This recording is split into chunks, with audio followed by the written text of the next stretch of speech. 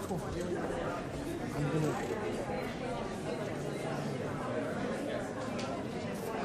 Good to see you.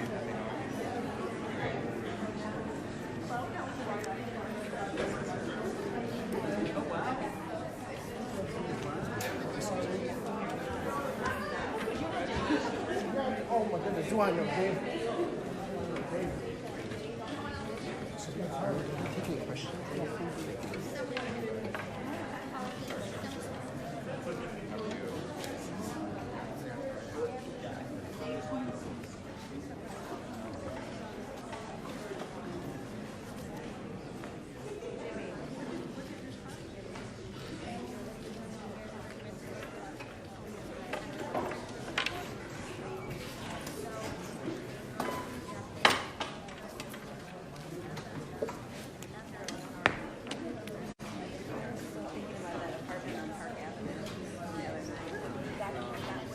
Don't remind me, I just forgot about it.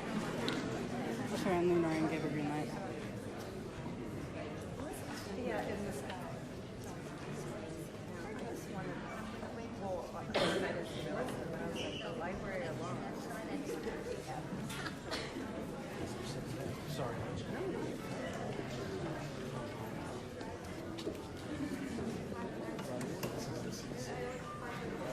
Hello, Sunnyside and Woodside. How is everybody today? Thanks for coming out. My name is Daniel Bompius. I'm with the Office of Congresswoman Ocasio-Cortez. On behalf of our office, thank you so much for joining us this evening for this important conversation on the Congresswoman's recently introduced legislation, a Green New Deal for public housing. This bill is the first legislation that attempts to codify tenets of our Green New Deal resolution into law. We'll be discussing the vision behind this ambitious step towards achieving a Green New Deal and the impact that it can have for our community. I'd like to take a moment to acknowledge the people and organizations that helped us make this town hall possible. Please join me in thanking IS 125's administrative staff for supporting our team in tonight's logistical efforts, as well as the custodial and security staff who are here tonight keeping our space clean and safe. So thank you. A special thanks to All Hands in Motion, Caracol, Adhikar, and Drum for their interpretation services tonight. As mentioned, you can use simultaneous interpretation for Spanish, Nepali, or Bangla. You can get equipment out in the lobby out front. Also, thank you for the NYPD for their support this evening. Thank you to the Mayor's Office of Immigrant Affairs and Census 2020 for tabling outside and offering their resources to us. While you're checking out the census table, be sure to ask about job availability. They're hiring members of the community to be census takers for 2020. We also have a representative from NYCHA, Adiba Chowdhury. Can you stand up, Adiba? Oh, she's in the back. She's from NYCHA. If you're a resident of public housing and you have any issues, you can open a case with Adiba directly. Wave your hand one more time, Adiba. She's all the way in the back. Tomorrow is the end of the open enrollment period for health insurance coverage for January 2020. So if we have Get Covered NYC out in the lobby, so if you want to get health insurance, you can go check in at that table and see what your options are for health insurance for January 2020. I also wanted to share a flag from the Social Security Administration. Many of you have probably received calls from scammers pretending to be Social Security. I know I have. It's something that is becoming more and more of a problem lately. While the Social Security Administration works towards how they can limit the calls in the first place, they wanted us to share a few notes on what to do when you receive a call that you think might be a Social Security scam. So first of all, it's important to know that the Social Security Administration will never threaten you. They will never tell you that your number has, or that your Social Security number has, or will be suspended. That's never going to be something they're going to call you to tell you. They'll also never ask for credit card numbers over the phone. And Social Security Administration does sometimes make phone calls, but primarily they communicate with you via mail by the Postal Service. If you have a call that you think is the Social Security that you think is a scam, you should hang up right away. Never give any personal information or offer them money of any sort over the phone. And you can report calls that you think are scams at oig.ssa.gov, the Office of the Inspector General. We'd also like to recognize our state elected officials who are representing Sunnyside and Woodside area and who joined us tonight. We have Councilmember Jimmy Van Bramer, Assembly members Brian Barnwell, Kathy Nolan, and Arabella Simitas. And Senator Mike Norris is on his way. I don't see him here yet, but hopefully he'll be here by the time I have given his remarks. Yes.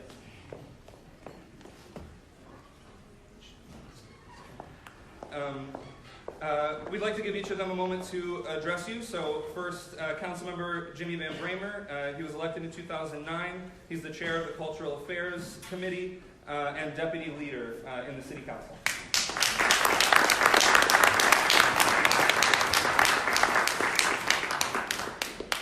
First, I just want to say thank you to Daniel Bonthias and Noreen and the entire staff. Let's give them a big round of applause.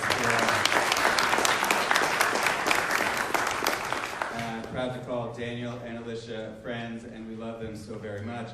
I just want to say what a great privilege it's been to represent this community for 10 years, and also to thank the Congresswoman.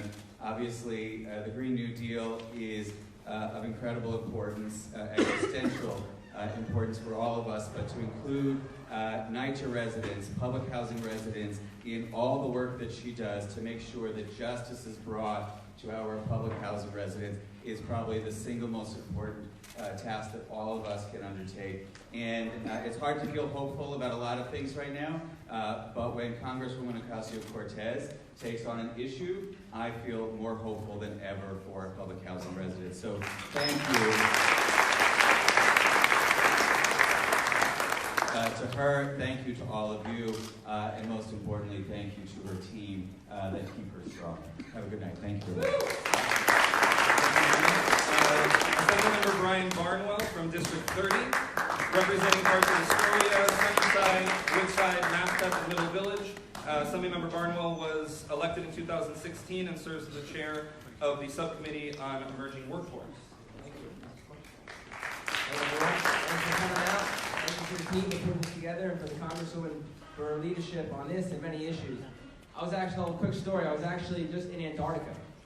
And I was at a bar in Antarctica. It's on a ship, not in Antarctica, but I was in Antarctica, but at a bar, and someone heard that I was from New York. And the first thing they said to me was, "What do you think about that AOC lady? What do you think about that Green New Deal?" I'm like, Antarctica, I'm just trying to drink. You know? So it shows how important and how the great work that she's doing on this and many issues. So, you know, she's bringing this issue across the country, across the world, and we need that. So thank you so much for her work and for the staff's team, for their work, and for everyone being here tonight. So I look forward to this. Thank you. Next we have Assemblywoman Kathy Nolan. She was elected in 1984 and represents District 37, covering parts of Astoria, Sunnyside, Long Island City, Fresh Pond, and Ridgewood.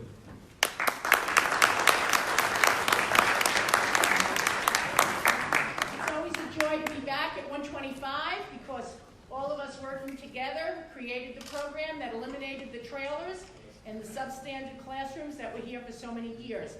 And so when I come and I see that $300 million in state funding helped our district, it makes me feel really good. That's what this is all about today. We are here to listen and learn from our new Congresswoman about her plan to improve public housing, to support public housing, to support our NYCHA facilities. Many people in Sunnyside and Woodside know that my father was an original tenant at Queensbridge. NYCHA is very near and dear to everything that we do, as are our schools, and as is our community. So thank you so much for the warm welcome and the lovely introduction. Happy to be here with my colleagues and happy to be here to learn and be part of our wonderful community. Welcome.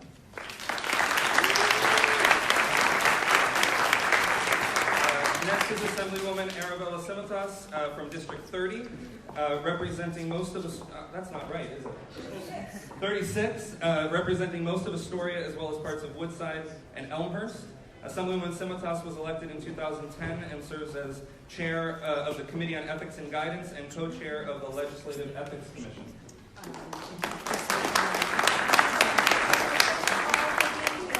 I'd also really like to say thank you to our wonderful Congresswoman Alexandria Ocasio-Cortez.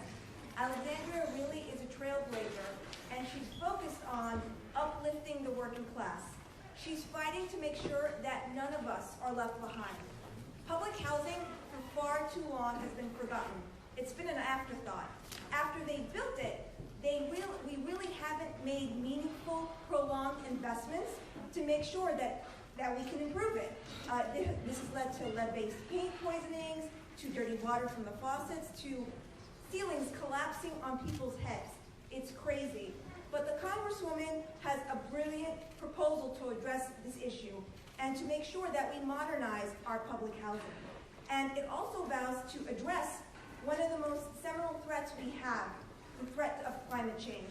My 7-year-old, just 3 nights ago, was up, and she called me into her room to complain to me that we don't have solar panels at our house.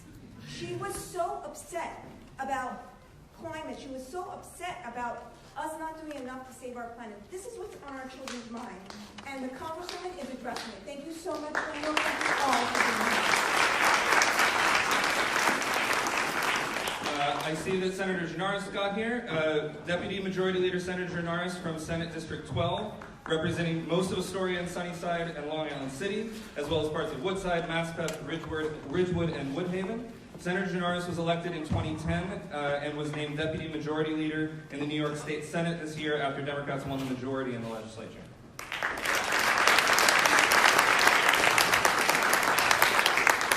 Good afternoon. Let me thank everyone for spending some of their Saturday afternoon here on this important issue.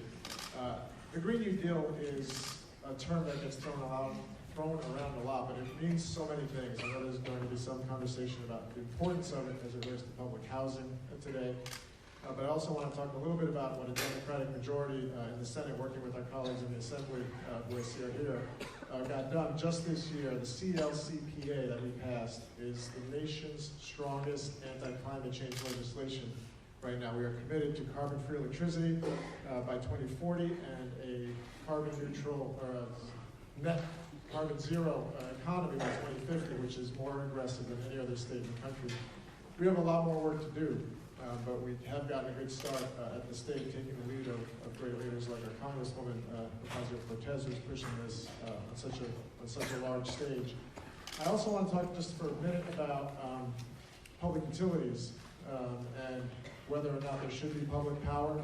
We had a hearing on that in the Senate.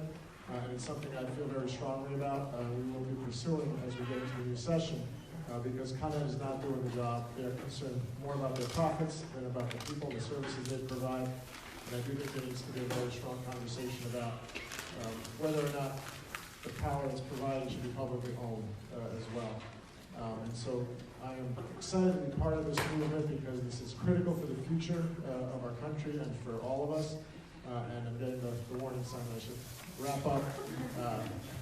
But again, I am committed to making sure that we do what we need environmentally, combat climate change, and make sure that we have a future. We have a future, period, because it's at risk as it is right now. So thank you all very, very much.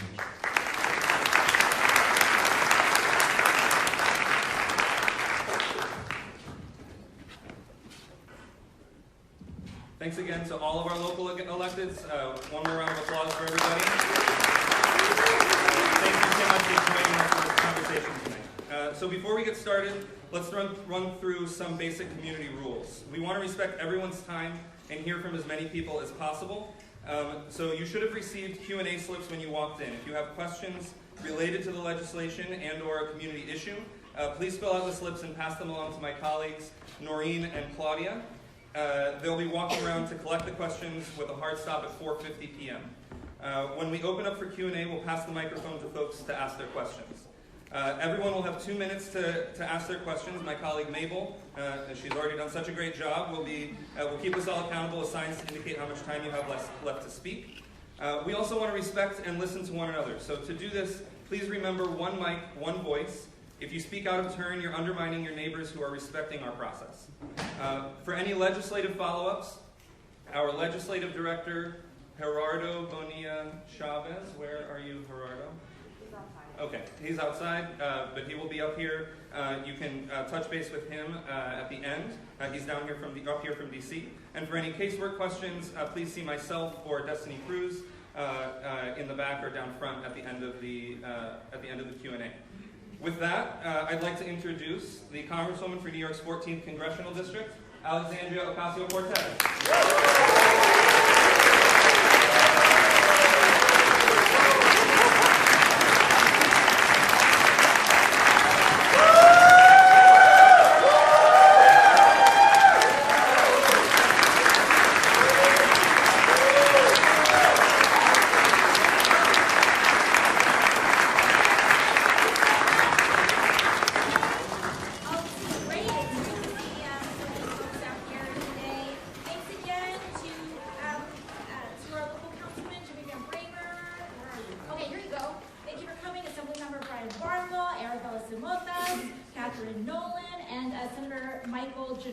For joining us today. Thank you all so very much.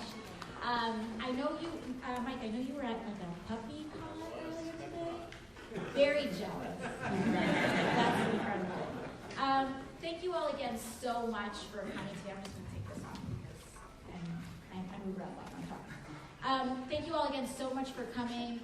This is really fabulous. You know, this is right before the holiday season, so we weren't sure how many folks would be here today, so it's really great to see so many people turning out for our Green New Deal for Public Housing Town Hall.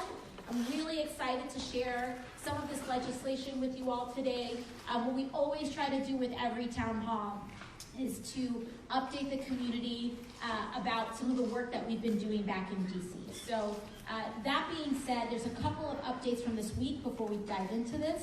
As many of us know, we have the Judiciary Committee has voted on the markup of impeachment, and that will be a vote that will be happening next week.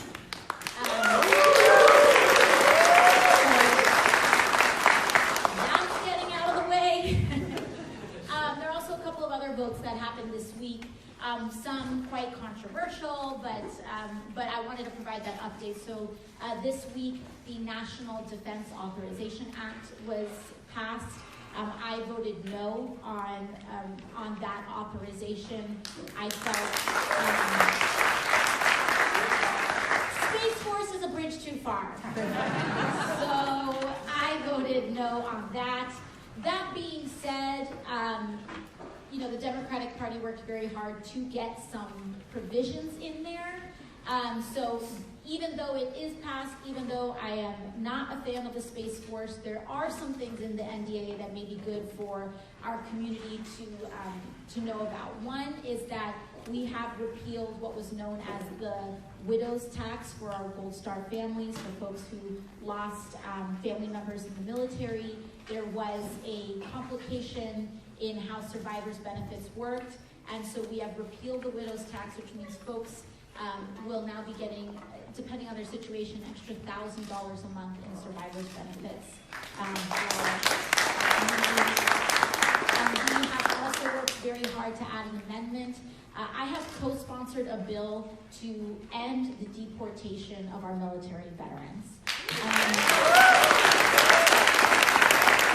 Republicans, unbelievably, giving us a very hard time on that standalone bill. But what we were able to get into the NDAA is at least what we were able to get is a step forward, and that there is consideration of an individual's active duty or past military service in deportation proceedings. So now people are required. So now a USCIS is required to include that. Before, they were not required and often did not consider or frankly care about a person's service to our country in deportation proceedings. So you have DACA recipients that are, you know, potentially on the line for deportation without their service to our country even being considered. So we're able to get that step forward. So that's the step forward that we made this week while we work on that larger piece of legislation to make an overall halt on that going on. So there were some things in the NDAA, also paid family leave for all military members will be in the NDAA, as well as the largest pay raise in a decade for our military service members. So those are the good things that are in there. Again, doesn't mean I'm a fan of the Space Force. So there's that. Additionally, we have the USMCA, aka NAFTA 2.0. That is a vote that will be coming up next week. I am leaning no, intending to vote no on the NAFTA 2.0. Quite a few reasons. One is that I think there are some issues driving up global pharmaceutical prices, and that when you drive up big pharma prices, it doesn't just impact us here at home, but folks who even, because of our shameful healthcare system in the United States, who cross the border into Canada to try to purchase insulin to bring back, and also single-payer healthcare and universal healthcare systems across the country, and rather across the world, get threatened due to the rising price of pharmaceuticals. So I am leaning no and intend to be a no on that. Also next week, a vote that we want to actively solicit feedback from the community on is the repeal of the SALT cap. For those of you who may be aware of it. But I mean, some folks are clapping, some folks are not. This is an issue where there is actually kind of a rub, right? So for those who may not know, SALT tax is the state and local tax deduction. This happened during the GOP tax scam. There was a provision that was put in that, frankly, highly targeted cities in blue states, which basically it was a tax provision that said, if you pay more than $10,000 in state and local taxes, you cannot deduct that from your federal taxes. So this is not, nationally, I'd say this is not a very clean yes or no issue. So this is why we want to solicit feedback from the community, because some folks would say that this repealing the cap is regressive, and they'll say, you know, if you're paying more than $10,000 in taxes, you may have, you know, certain levels of economic privilege, you shouldn't repeal the tax. But being in New York City, cost of living is much higher. You know, this is not the same, the economic scale is very different. And so what is considered middle class here is considered very wealthy in other parts of the country. And so we want to hear your feedback on the repeal of the SALT tax cap. You know, if I could wave my magic wand, we would keep a cap but make it higher, so that those who are paying in, you know, so that those who are at the very, very, very, very top, you know, that 1% can still not write that off on their taxes. But I do still think that there's an issue here on where we act on that. So anyways, we want to solicit feedback. Please call our office. And of course, you can call our office anytime about any upcoming votes. We get calls all the time from our constituents, and it's really welcome feedback. Now let's dive into it. Just about a month ago, month and a half ago, I don't even know anymore. I think last month, we introduced the Green New Deal for public housing. And this is now the very first piece of legislation, the first bill that falls under the scope of the Green New Deal resolution. And I'm really excited about this legislation because the resolution laid out the scope, the scale, and the principles of what climate action in the United States should look like. And it really was based on 3 core principles. The first being the massive 100% decarbonization of the United States economy. That is what we have to do, and within 10 years. That is the overall goal, and it is a goal that's not about political convenience. This is about scientific fact. We have to decarbonize our economy in 10 years, or else we threaten reaching a tipping point that is far more catastrophic than we can truly roll back.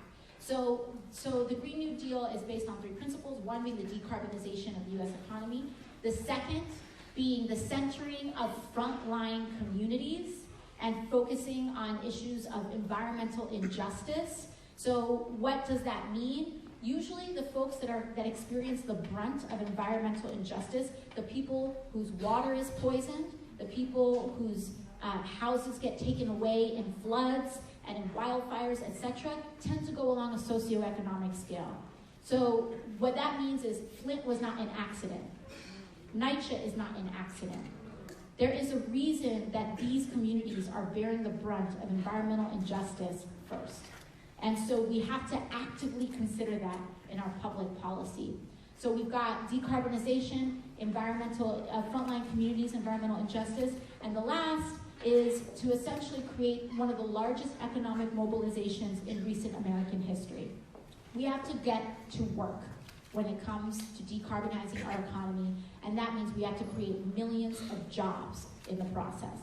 That means everything from engineers to construction workers to even childcare in terms of the support that our workforce is going to need in order to pursue this decarbonization. And so the Green New Deal, I think, is our first application of those principles laid out in the resolution. So very briefly, again, I'm gonna kill myself. Take off your shoes. That's what my district director did. No, I'm okay. That's an accident. So I can't. But my district director, we work in socks. So we've got our history of public housing very briefly. How did we get here?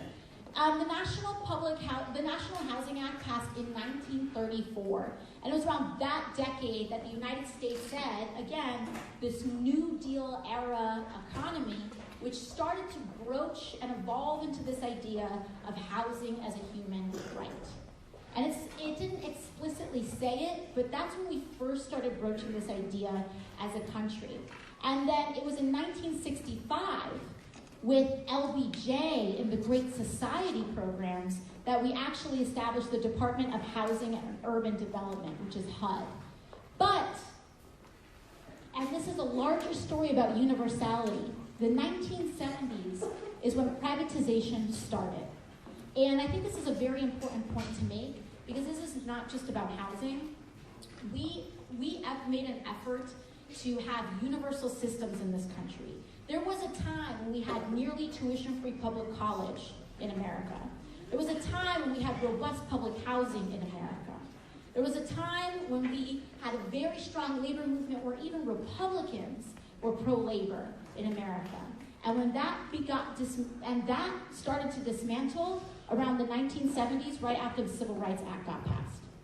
Because integration began to evolve into persistent forms of discrimination. So, for example, CUNY used to be virtually tuition-free, and it wasn't until CUNY started to get integrated that they started charging tuition. Sorry, someone yelled at me about this earlier. CUNY. Sorry,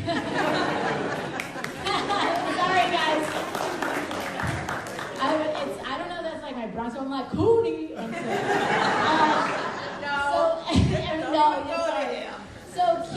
so CUNY started charging tuition right after it became racially integrated.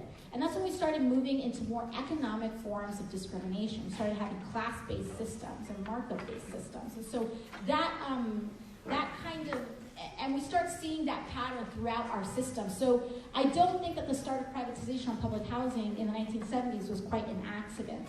But then we also have the 1980s when we start having disinvestment. And so what that means is that the federal government stopped really investing in public housing and new public housing.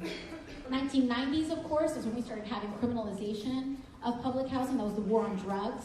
And we started having things like we have almost like a one strike and you're out policy that I've introduced legislation to repeal in Congress, which basically says if you or anyone you know that's a guest of yours in public housing gets found with any small amount of, for example, marijuana on your person, you get evicted from public housing and can never come back again. And that includes a guest of yours. So someone comes to your house and is caught with it. And so these are huge issues that started to really attack communities in public housing. And then, of course, in the 2000s and we had the 2008 housing crash and larger affordability crisis that started to extend beyond just our public housing system. So if we go to the next slide. So really what we started to do just last month was that we introduced the Green New Deal for public housing. And after decades of disinvestment in our public housing system, we basically have the situation that we have today with NYCHA, which is people who are going without hot water, people who are going without heat in the middle of winter, people who have mold that are growing on their ceilings, that are breathing all of this stuff in. And all of this is to say that all of these standards are subhumane. This should not be acceptable in the United States of America. And to go beyond that, to say that housing is a human right. And a lot of people do not understand that public housing is not a giveaway. People who live in public housing pay rent. And I think it is, unbelievably, it's something that we have to say because a lot of people do not know some of the very basic things on public housing. And so we're talking about people who are working families paying rent and not 30% of their income, and they don't have hot water, they don't have heat in the middle of winter, and their children are breathing in mold and lead, and we have an opportunity here to completely change how we look at this issue.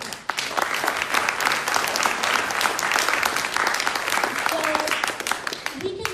we can look at this and say, all right, we have to catch up, or oh, this is a huge problem.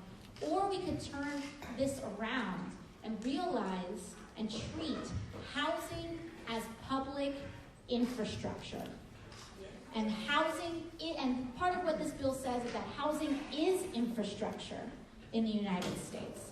And just like we need to invest in building our schools and roads and bridges, we can also invest in revitalizing and expanding and reimagining public housing in the United States. And so that's a huge part of what the Green New Deal is. And we need this Green New Deal because it goes without saying that it's not just New York City now. The entire country is facing an affordability crisis in housing. And we have an opportunity to address both of those issues by weatherizing, electrifying, and modernizing our public housing so that it can serve as a model of efficiency. Basically, what the Green New Deal for public housing seeks to do is decarbonize the entire public housing stock in the United States of America in 10 years. So that's what the proposal is. We can move on to the next slide. Okay, great. And so what it does is that it allows us to center a frontline community. We have taken a frontline community, which is individuals in NYCHA that have bear the brunt of environmental injustice, and actually be able to turn that into an opportunity. And so by decarbonizing the entire public housing stock in the United States, we can create tens of thousands of jobs in New York City alone. We're talking about folks that we need to weatherize all of these buildings. We can install solar panels and transition their energy sources. We need to make them more energy efficient. We can apply and install new energy efficient appliances. We need to take out and do, we can take out and take out all of the lead sources inside public housing. And then the other thing that it does to center their frontline communities is to expand something known as Section 3, which says the preference for those jobs to do that work goes to public housing residents. And so it is a plan to create tens of thousands of jobs and to offer preference to public housing residents, but frankly, those jobs are available to all people after that preference happens. And it says that we can decarbonize this public housing stock. And not only that, but in economic assessments of the bill, we actually find that even though tens of thousands of jobs are created here in New York City to do this work, even more jobs are created in red states, in Trump voting states, believe it or not. Because it centers manufacturing, and it's manufacturing that's very difficult to outsource, which is green manufacturing, new technology manufacturing. And so it's a winning political piece of legislation, and it's a winning economic piece of legislation as well. So we could go on to the, okay, we did. And so it transitions our entire public housing stock into zero carbon, high efficiency developments, and it also makes social investments too, because we can retrofit a lot of these spaces, for example, to offer childcare to public housing residents and the local community. It also funds and offers preferences to businesses like local healthy grocery stores to make sure that we don't have food deserts in the very communities where those tend to be prevalent.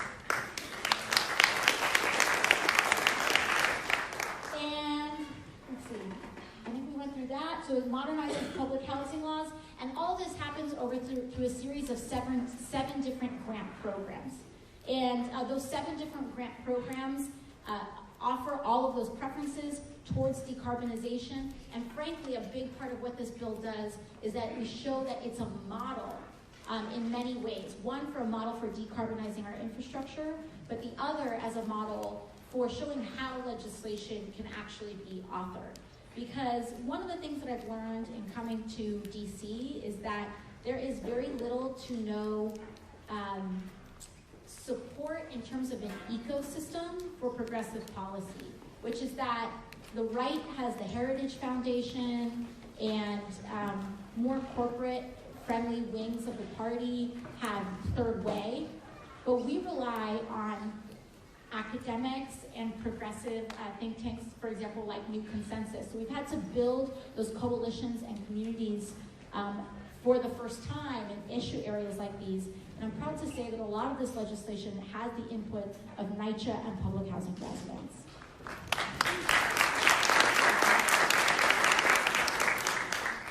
So let's go to the next one. And so we just launched the legislation last month, and right off the bat, we were able to get 16 original co-sponsors on this bill, which I'm very excited about, and from very diverse areas. So we have representatives and co-sponsorships everywhere from California to Washington, Tennessee, DC, Minnesota, Oregon, Michigan, and so on. And really what it shows is that this is not just, public housing is not just an urban issue. This is an issue that applies all across the country. People think public housing is an urban issue because they think of NYCHA-like developments, but public housing also looks very different depending on where you are in the country. So we're really excited about that. That's just a very brief overview. I wanted to go straight to our questions because we usually run out of time. But feel free to ask about anything. That's just our legislative update for this month.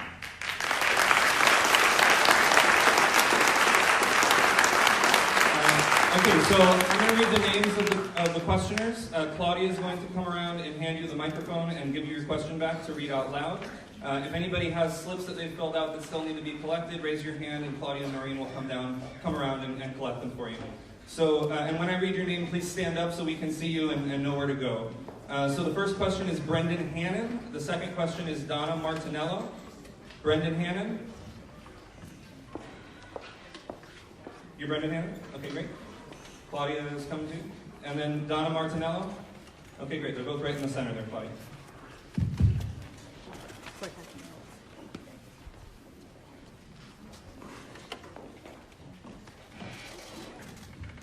Representative, thank you for being here.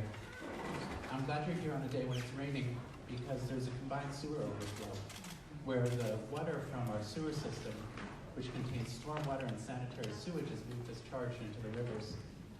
I wanted to ask if a Green New Deal could, for public housing, could include funding and requirements for green roofs. This is a technology that can be used to increase the weatherization of the housing, to fix leaks, clean the waterways, and decrease the urban heat island effect. These can also create jobs for the residents because this is job for maintenance and the installation. Is this something the federal government can help with? Yes, absolutely. This is like, this is kind of almost one of the most emblematic types of projects that would be funded by something like a Green New Deal for public housing. Green roofs are really important for us, whether it's housing solar panels or whether it's housing rooftop gardens.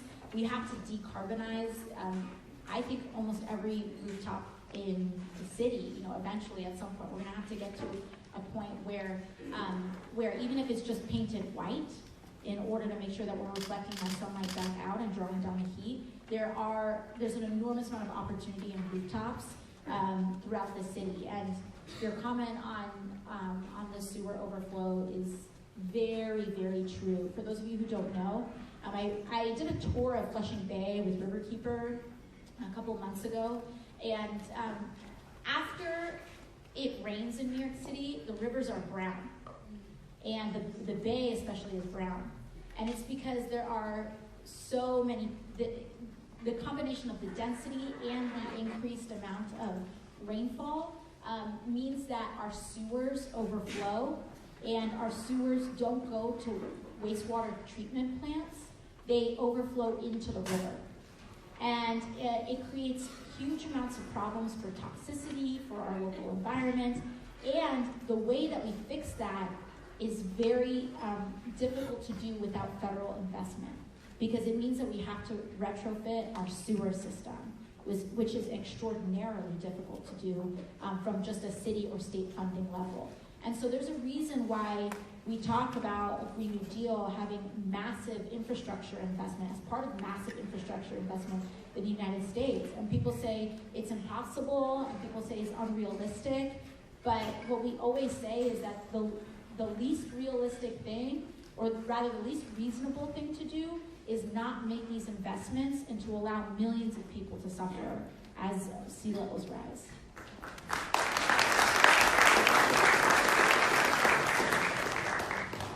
Hi, I would really love.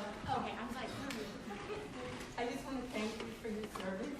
I've been waiting years for a radical representative.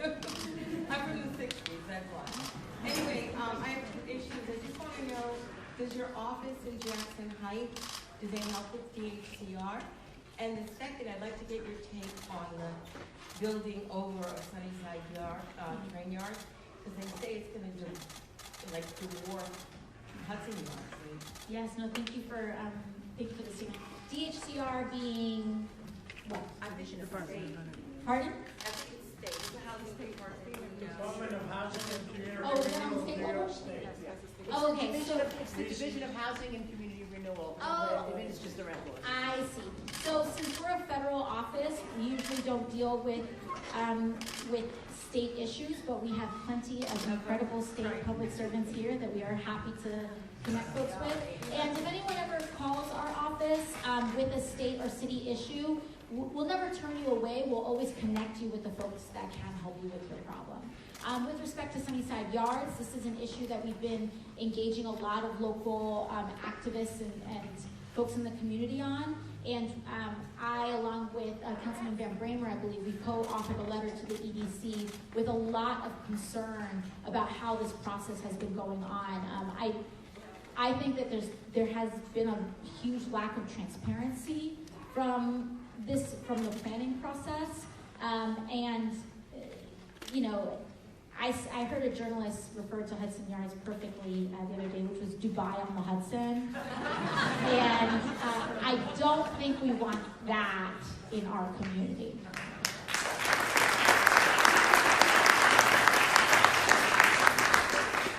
The next two questions will be Catherine McKevitt and Grace Doyle. Please stand up. Catherine McKevitt. Catherine. And then Grace Doyle. Great.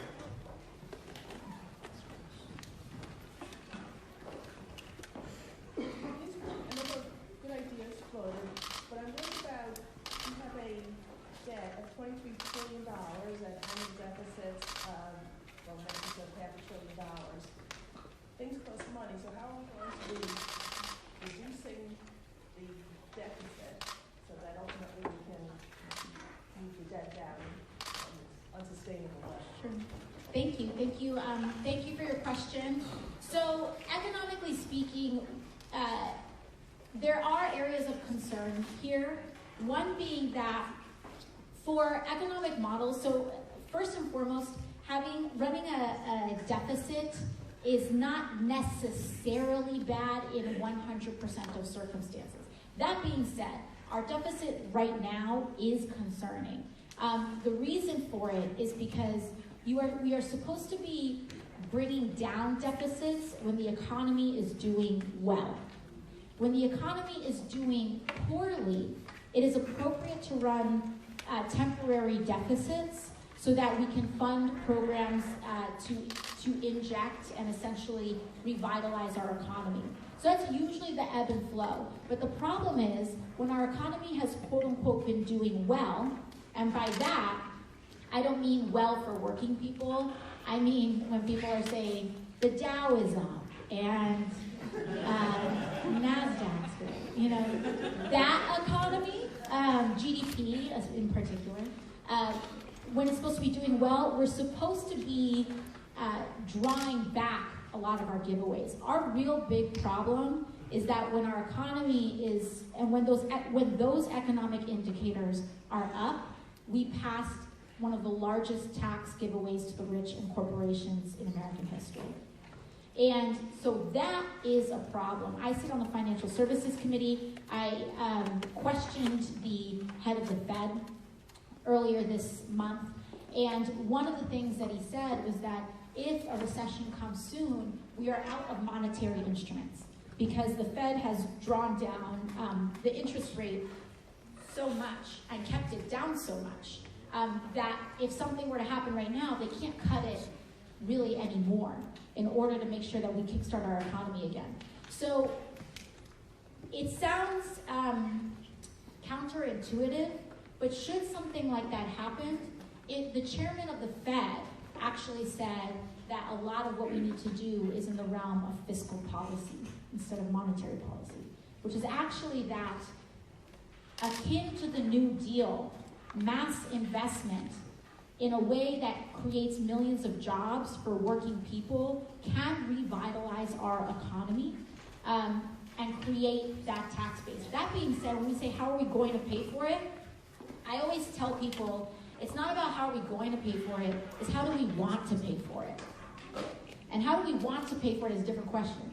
Do we want a Wall Street transaction tax? Do we want a wealth tax? Do we want, how do we want to tax the rich? It's basically the answer to a lot of these questions. Because the fact of the matter is, we're not taxing the wealthy the way that we need to be. To the point that almost America itself is becoming a tax haven like the Cayman Islands or something. And so we need to ensure that we have a fair system because the wealthy depend on our infrastructure too. They depend on our public education. They depend on an educated workforce. And we need to make sure that working people, I believe, start to take the reins in our economy again instead of just being subject to the whims of the banks.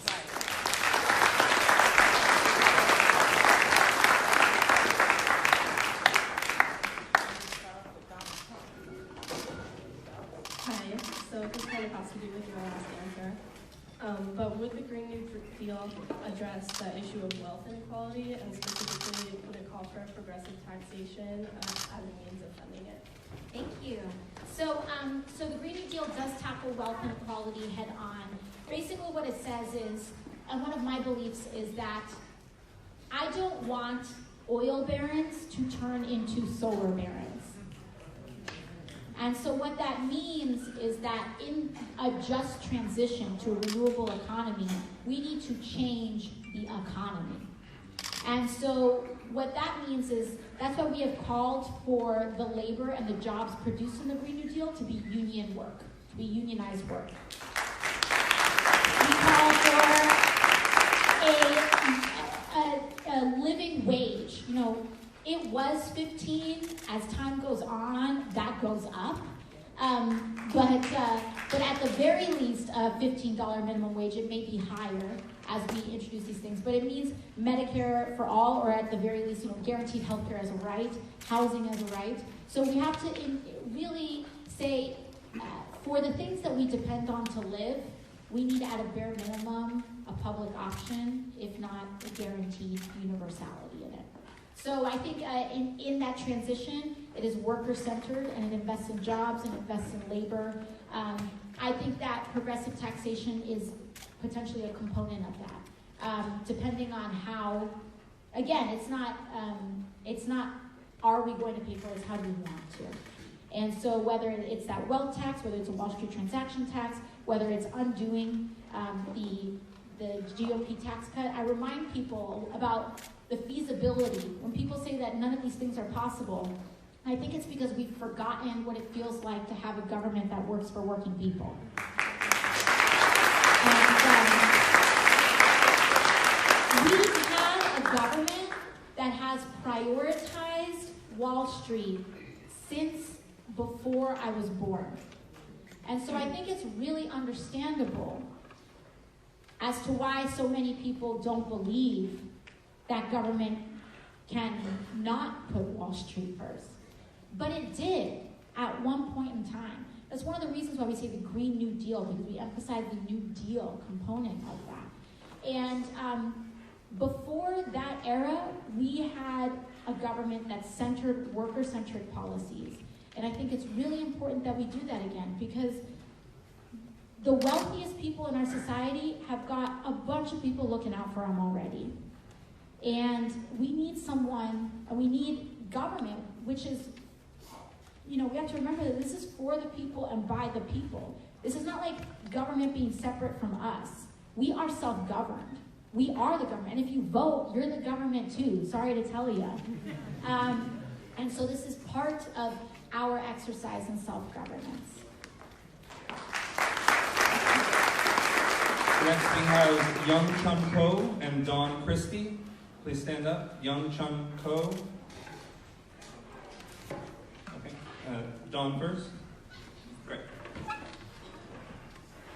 Hi. I want to know who defines what affordable housing is and in this area and the surrounding areas, because rent seems to be going up, and who will protect people like me, a lifelong Sunnysider, went to 125, went to 199, from being priced out of the neighborhood? Thank you. That's an excellent question. It's a good question because people say, a lot of affordable, quote unquote, affordable housing is unaffordable. And we see it all the time. Nice haircut. But we have an affordable housing crisis. And first and foremost, one of the answers to your question is who determines what affordable is. Part of who determines what affordable is the federal government, and they define something known as an AMI, the average median index, I believe. And what the AMI does is says this is the average price of homes in a given area, and we can peg affordability to the average price of homes in a given area. Now, what's the problem with that? The AMI is too big. I'm trying to remember how big it is. I don't know if it's 10 miles, 20 miles, but basically the AMI for New York City extends into Westchester. So all of those mansions, oh yeah. This is why we have quote unquote affordable housing for people that are making $150,000 a year, etc. And so, we have something known as an AMI, and that radius that we have extends to Westchester. Because in other parts of the country that have less dense housing, maybe 5 miles, 10 miles isn't that big of a difference, but in New York City it's a huge difference. We know that. And so that part of the homes that contribute to the average median price of a home are full-on homes in Westchester County that are contributing to the average price of housing for an apartment in potentially Sunnyside. And so, yeah, that's crazy. You're like, that's crazy. So I know that Yvette Clarke, Congresswoman down in Brooklyn, she's introduced an AMI change bill, but this is a huge part of what gets defined as quote-unquote affordable housing. And now when some of these developments go up, they're not necessarily pegged straight to that AMI, but it'll be 30% of AMI, 40% of AMI, but it still becomes a negotiation that's pegged to an artificially high rate. So one of the things that we need to do on the federal level, absolutely, is bring down that radius for an AMI so that we can make sure that people are getting housing that's actually realistic. But as a lot of my colleagues here likely know, that housing is an issue that has federal provisions that we need to change, state provisions that we need to change, and of course, city provisions that we need to change, because all the wrong people sometimes are getting tax breaks when it comes to housing and development.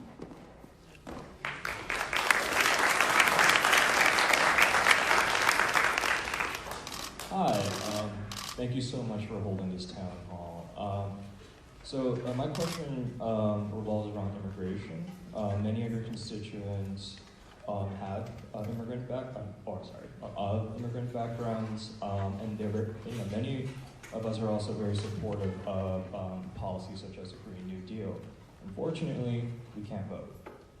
So within the upcoming congressional, session, I was wondering how are you going to tackle the logjam in Congress revolving immigration?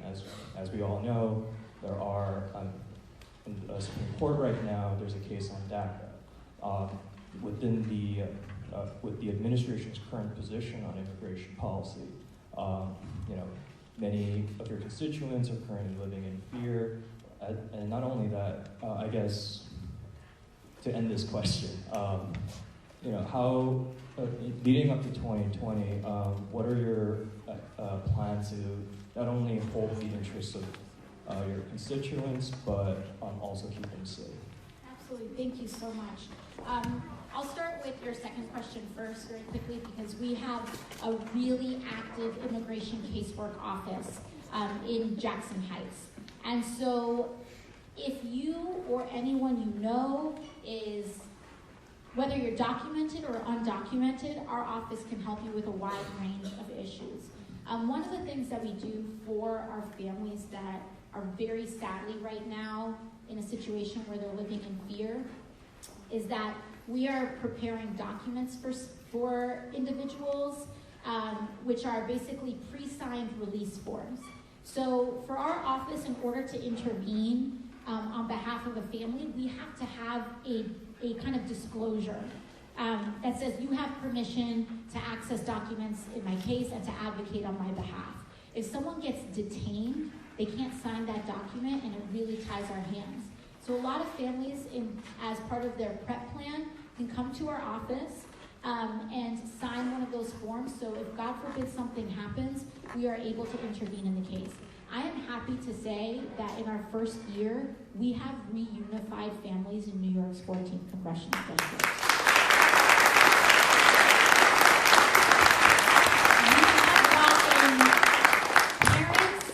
Detention centers in New Jersey.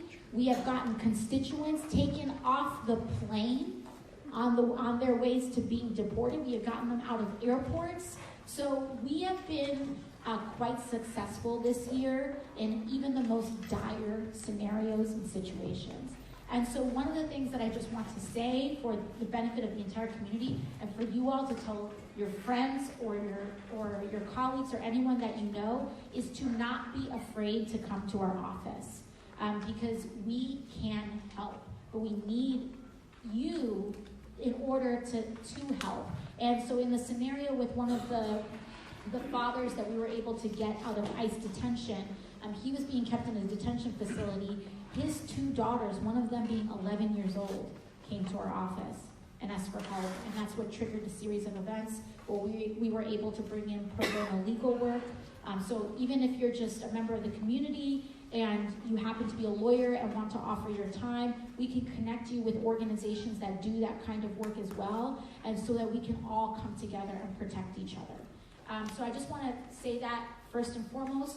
Also, even if you're documented and you're just dealing with red tape and you haven't heard back on a work visa or your green card got lost in the mail or anything like that, we are able to process and to fix a lot of those issues. It's unsurprising, but one of the things that I believe that the president, not even that I believe, one of the patterns that we have for sure seen since the president has taken office is that not only is he doing what he's doing at the border, not only is what's happening with ICE ramping up, but he is essentially grinding USCIS to a halt, which means all of the visa processing and all of that stuff is slowing down considerably. Things that used to take a very short period of time. So for example, you're done with you're virtually almost completely finished with your naturalization process. Let's say you took the test and you're just waiting for your oath ceremony. That used to take, I don't know, a month, 2 months to process.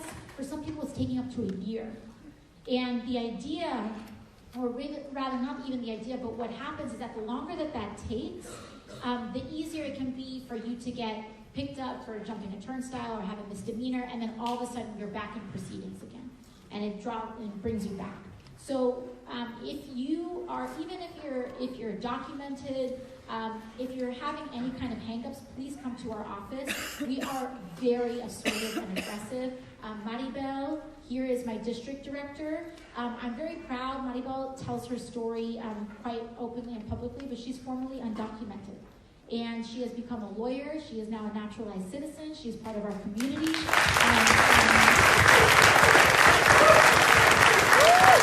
honestly, I cannot think of better hands that a person's family could be than Maribel's in our entire constituent office. Everyone is doing really incredible work, and I really can't just applaud you all enough for the things that are being done. That being said, what are we doing in the next year? I'm not going to lie, immigration in DC is this issue that we hammer and hammer and hammer, but sadly, it can be very difficult even within the Democratic Party, which is why everyone calls me a radical when I say maybe we shouldn't incarcerate children on our border. But really, it's very disappointing and it's very dehumanizing because it's not just about Republicans in the Senate and President Trump, but there are very conservative Democrats that say, why can't we have a wall? Like, why not just give it to them? And we need to be able to politically organize our way to make sure that immigration is not some fringe issue. This is about our friends, our families, our communities, keeping them whole, and making sure that we're not all living in fear. I don't feel safer when there are ICE officers knocking on my neighbor's door, regardless of my status. I don't feel safer about that either. I feel safer when my community feels secure and when families are kept whole. And that's the country So that being said, in the immediate short term, our office is able to protect a lot of families in our community. In the long term, we have organizing that we need to do. And that's why it's really important that when we talk about who we're voting for on a federal level, Congress, Senate, presidency, that we are voting for people who are taking a stand on this issue, because it's extremely important. And it's not something that can be just negotiated away like a bargaining chip. So the next question asker is Eugene Love Kim. Eugene? Okay, but first I'm going to ask a question that someone wrote anonymously. So they say, I'm confused about your quote-unquote commitment to Amazon coming to Manhattan. You seem happy they will pay full business taxes, but unhappy about their work ethics. Could you please comment? So one of the things that we talked about with Amazon is that, first and foremost, we have consensus from economists, academics, people who study these issues, that these boondoggle tax giveaways do not help local economies. They don't. This is consensus. And I know this is an ongoing debate, this is more a city issue. I'm speaking about this with just my constituent of New York City hat on, because from my federal seat, this is not something we have jurisdiction over necessarily. So one is that I have concern about Amazon. I don't think that they are an ethical company. They have a history of worker abuses. And it's not about, for me, it's not about cheering on their arrival, but I do think that first of all, I think it's really wrong that people dangle these deals over our heads, because this is about our lives. And people talk about these deals, about 25,000 jobs, about how everyone's going to get paid $150K from these 25,000 jobs. That number came from Amazon, and because they know about how desperate working people are in New York City. And to dangle those things to make working class people salivate over quote-unquote opportunities that were not made for them is wrong. And I think that ultimately that's wrong.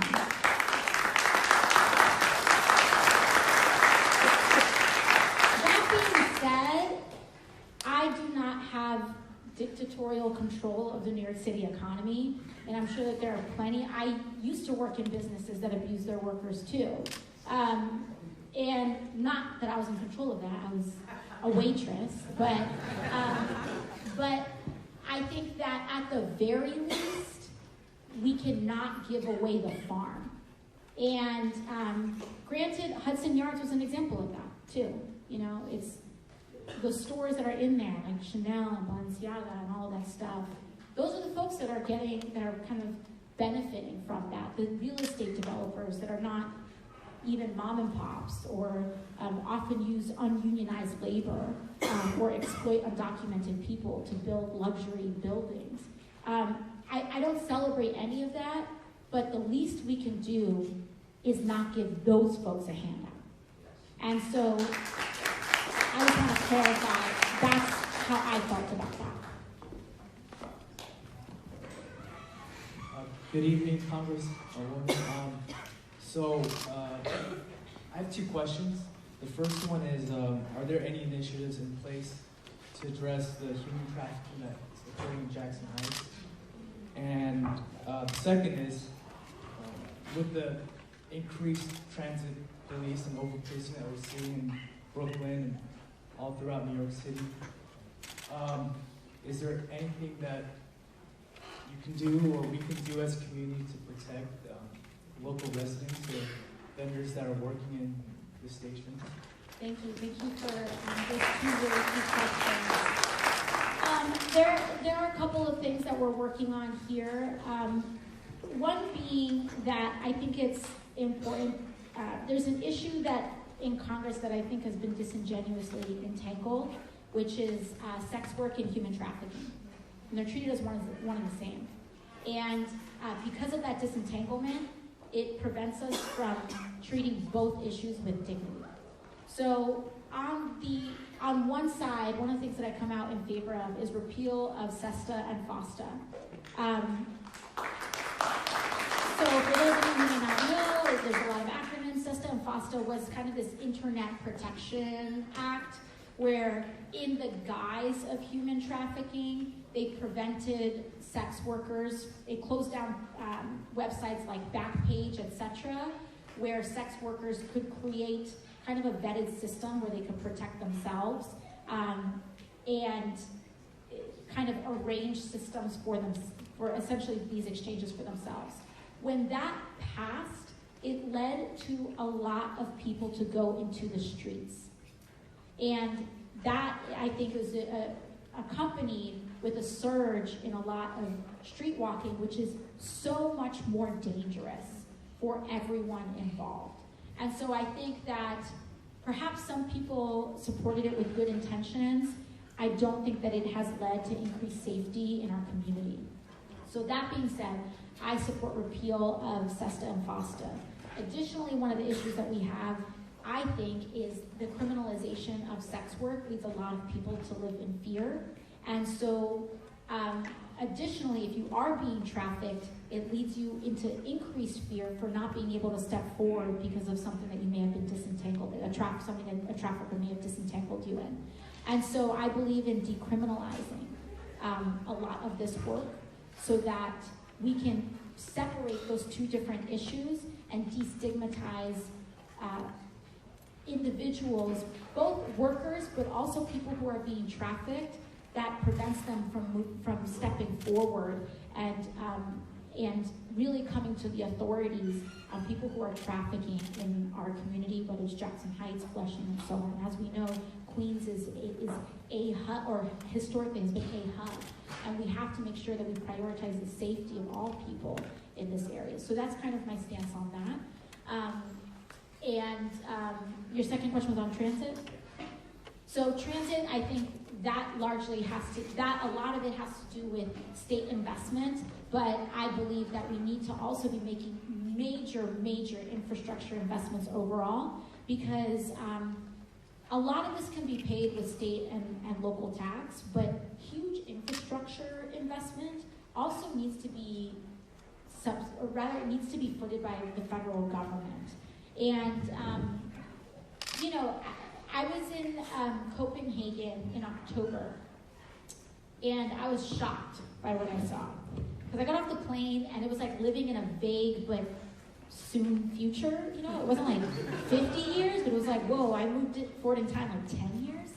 And one of the things that we saw was Copenhagen recently built an entirely new subway line in their city, and it took them 10 years. It took them 10 years. It took us 100 years to get like a few new stops on the 2nd Avenue subway line, you know? But it took them 10 years. And I think a lot of what we have to do is that, you know, U.S. infrastructure, it tends to take a lot longer, it tends to be a lot more expensive, it tends to be really caught up in a lot of contracting issues. And I think if we figure out how to streamline some of those processes, we'll be able to have huge infrastructure projects like rail systems, like high-speed rail systems that we deserve. And we've been taught to think that all of this is science fiction, but ultimately we need to decide if we're going to live in an advanced society or not.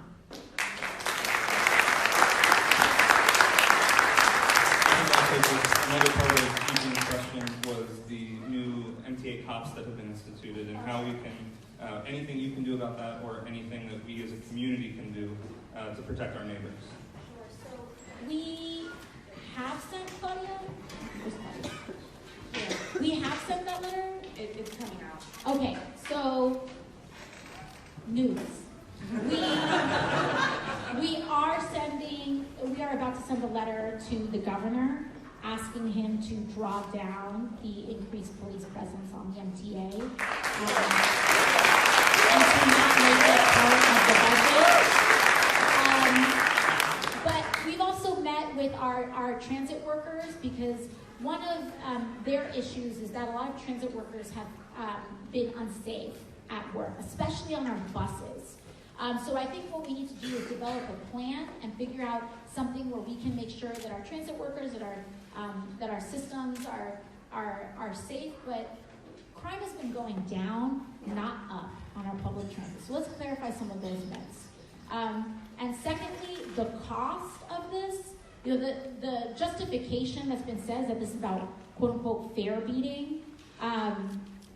That to me is. We should not be criminalizing poverty in New York City.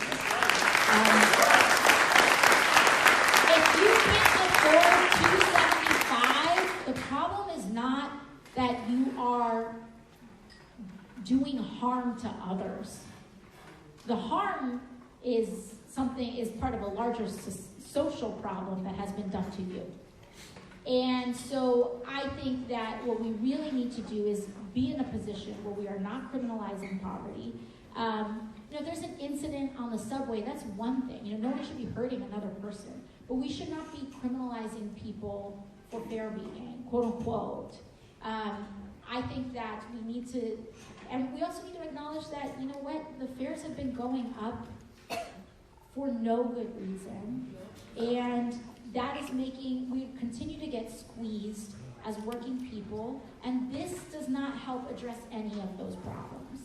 And so if we have the money for hundreds and hundreds of new officers and overtime and arrests and expanding our criminal justice system, then that means that we have resources to improve our public transit system and to make sure that people are not only safe but can afford to use the subway.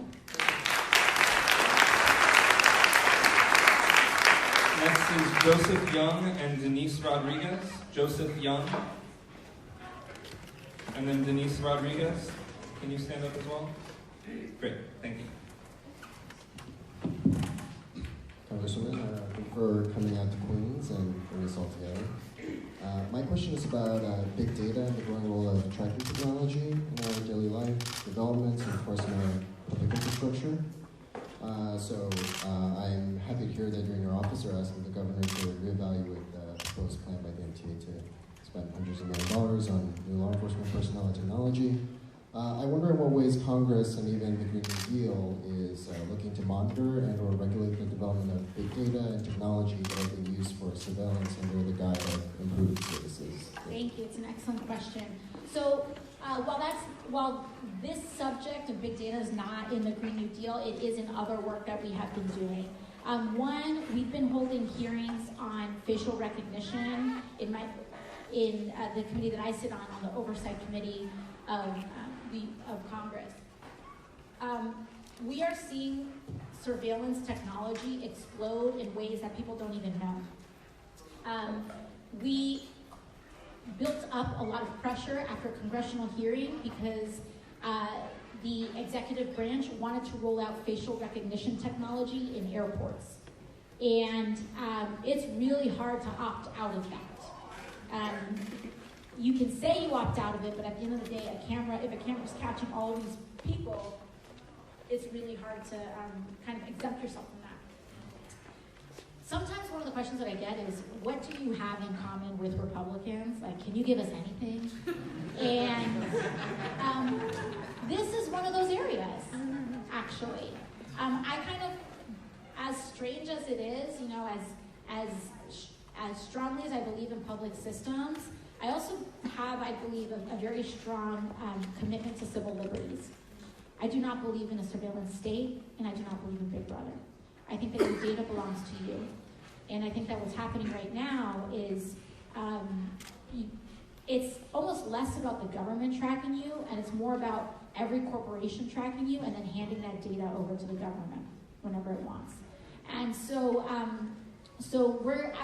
we've held already one hearing on facial recognition technology, which I believe has slowed down the implementation of some of these systems. I do think that we need to be much more aggressive about big data, and really the shift that's going to be really hard for us to make, but the shift that I think is the correct one to make, is to make ownership of people's data not belong to corporations, but it should belong to you. So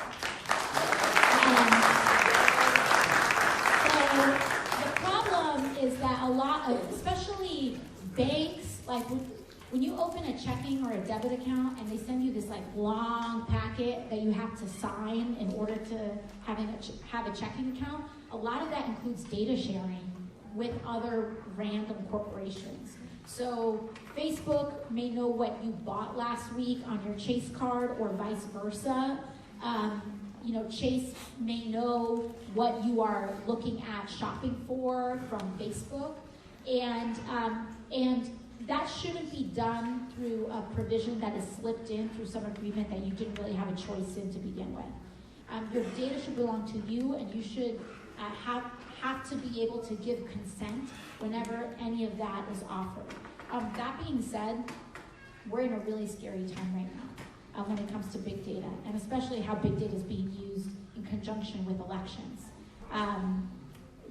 I just heard there was news and reporting the other day that the Trump campaign is now purchasing location tracking data from surveillance corporations so that they can tailor their targeting towards you based on your movements and where you're going and where you are. And so that, I think, is the kind of surveillance that we need to fight very strongly against. And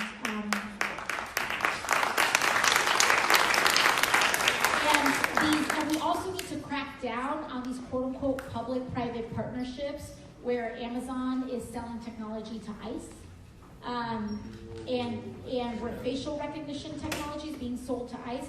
And let me also make this very clear. A lot of facial recognition technology does not work well and is very wrong along racial lines. So if you are Black, period, facial recognition technology will say you are more likely to be a criminal. That's the thing, is that we think about tech as being some kind of arbitrary thing. It is codified human thought, which means it's codified human bias. So this is a big data question. I think there's antitrust issues with Facebook. I think Facebook needs to be broken up. I think Amazon needs to be broken up. So it's antitrust, it's discrimination, it's big data, it's civil liberties, but there's a lot of different areas in which we need to approach big tech.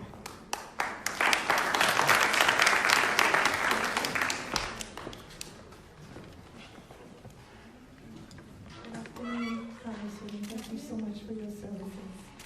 I see a lot on social media, the radical right, talking about having a revolution if Trump is impeached and taking guns and using them.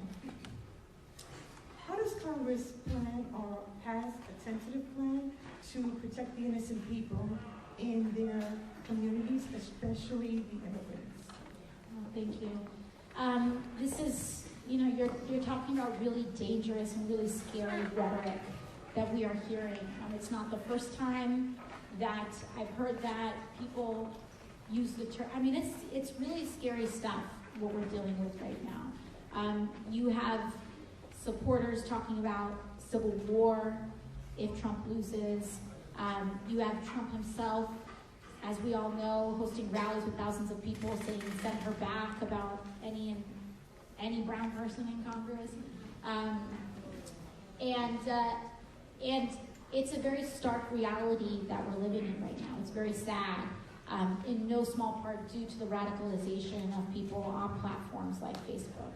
I think one of the things that we have to do, first and foremost, is to make sure we win this damn election next year.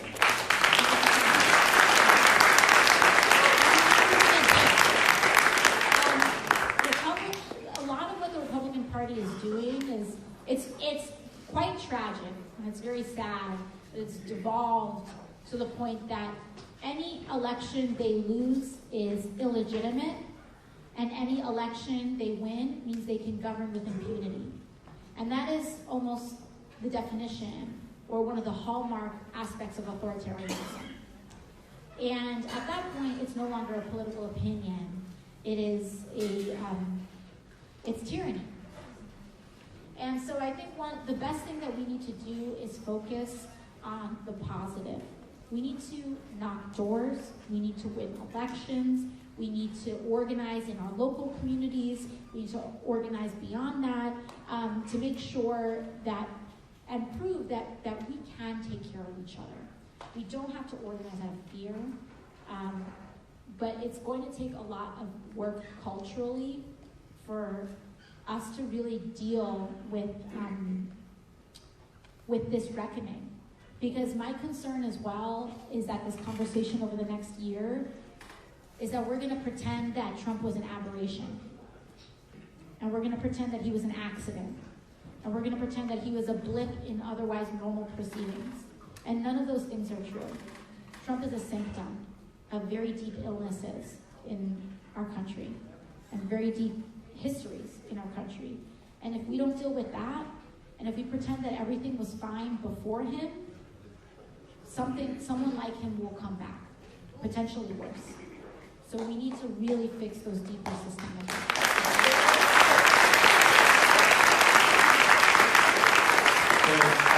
I wanted to acknowledge Annie Cotton Morris. She is the tenant leader from Woodside Houses. Thank you for being with us today. Do you have a question for the Congresswoman, or would you like to make a comment to the audience? Well, I just want to thank you for inviting us here, and inviting me here to be with all you folks that are concerned about the issues that are facing us. I was just wondering, excuse me, for the other district chairs, we have 8 district chairs. I happen to be the district chair of the borough of Queens, which is from Long Island City away to the Rockaway. And I, excuse me, sorry. And I cover all of that area. And we're talking NYCHA. So I don't know where we're going to live, but when I go to NYCHA meetings, I don't see you folks there. But I'm learning some other stuff other than NYCHA, but I don't understand why they weren't invited, if they weren't invited. So, sorry, Darren.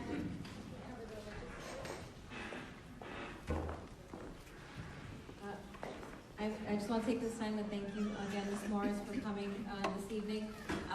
Given the resources that we have as a congressional office, we do our best to do the outreach as targeted as we can for every community that we go into for each of our monthly town halls.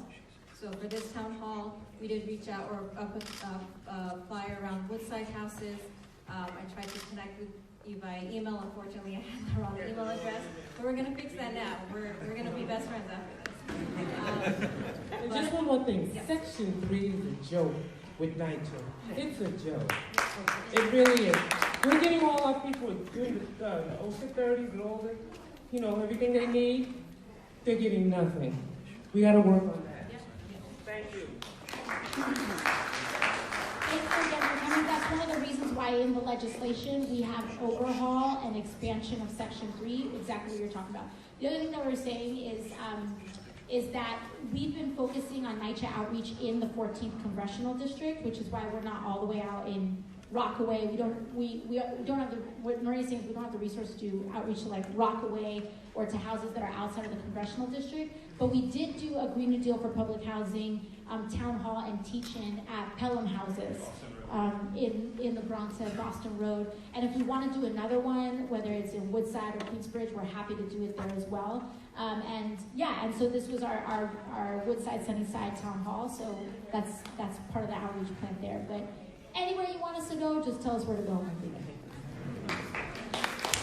So, thank you all again for your questions and for participating this evening. For anyone interested in meeting the Congresswoman, we ask you to form a line down the center aisle and utilize the outer aisles for exiting. Thank you so much for being here and have a great night.